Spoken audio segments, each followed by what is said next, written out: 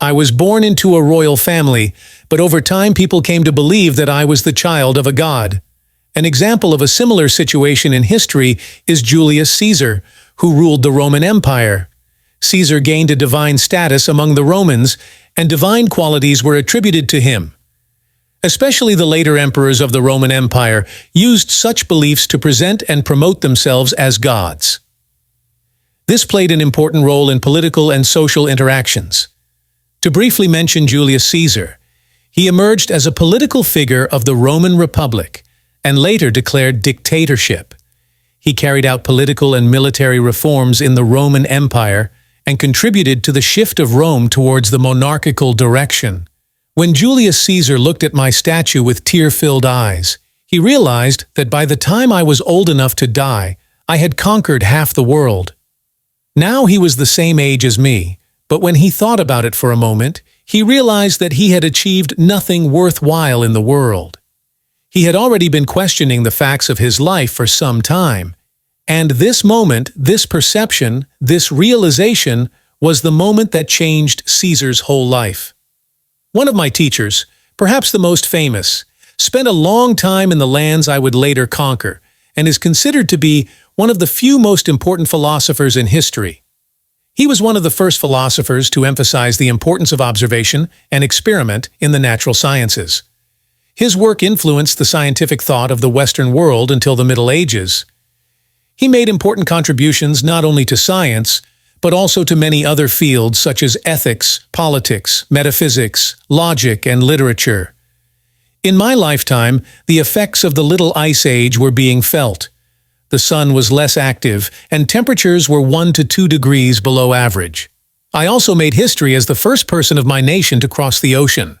My horse is one of the most famous horses in history. He has been a loyal friend in my campaigns and a strong ally in battles.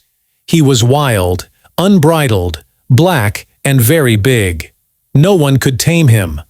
When I was 12 years old, I met my horse and managed to tame him on my first attempt. Realizing that the horse was afraid of the sun, I kept him in the shade against the sun and thus calmed him down. After that, my horse and I became inseparable.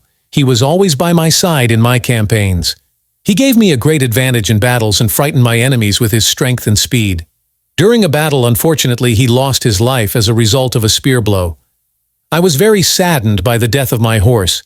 I organized a big funeral for him and built a city where he died. I named this city after my horse. My horse, who became very famous, appeared in many works of art and literary texts. It is still known and remembered by many people today. Our story with my horse reminds humanity of the importance of friendship, courage, and loyalty. I fulfilled my father's goal by leading the army he had built. In the first battle with my enemy, I defeated him and dispersed his army. He fled so fast that I took possession of his treasuries and harem. After this battle, I strengthened my position in the ease of the army and eliminated some arrogant commanders who criticized my authority. The army I led on campaigns numbered about 48,000 men. While this number was very large for my time, it is even more than the number of soldiers of many countries today, for example, the Royal Netherlands Army. Since I did not have a strong navy, and I believed that it would be less costly, I sent my navy to my country, which was also discussed in my own period, because I believed that I would conquer the seas from land. I even once filled the sea to besiege an island near the coast, and then conquered it. My fortune teller said that a city I besieged would fall at the end of the month. But when it did not, I moved the calendar back 2 days, and my country started to use 2 different calendars even after me. My policy in Jerusalem caused a rift between the Jews and the Samaritans that continues to this day. I conquered Egypt more out of respect for the culture of the land than my army, and I rose to the rank of son of the sun. Contrary to popular opinion, I rejected my enemy's letter of peace, in which he left many lands, and I replied to him that the earth could not withstand 2 suns, and Asia could not withstand 2 kings.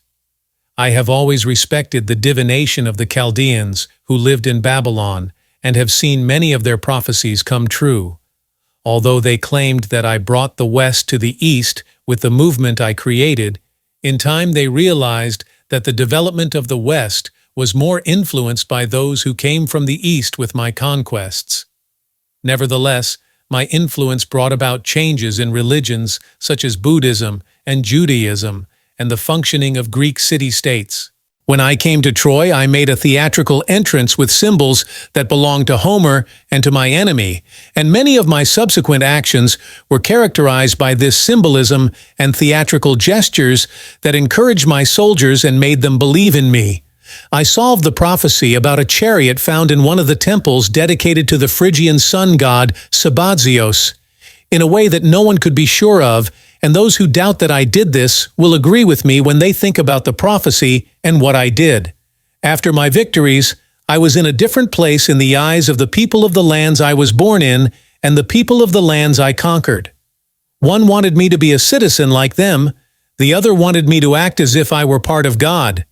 One of the effects of the conflicts I brought to the new land was the emergence of apocalyptic writing.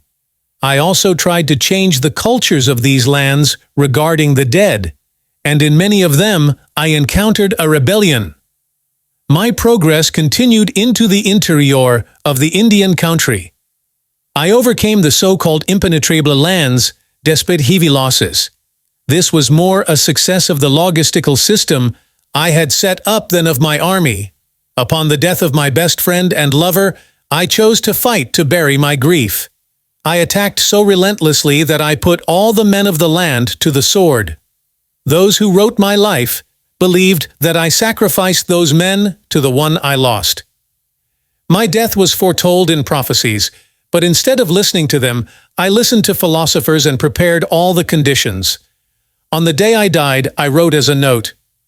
They wrote, "It was cloudy when the king died. My policy throughout my life has been to fight rather than to create peace and tranquility, and I have solved every negative situation against me under the pretext of war. They buried my body in the most famous of the many cities I founded. Even after many years, every commander who conquered that city visited my grave. Sometimes they took my belongings with them, as I did in Troy. Although there are different interpretations of me, historians now agree that I was a paranoid who fought my friends as well as my enemies, not to mention genocide, and guess who I am?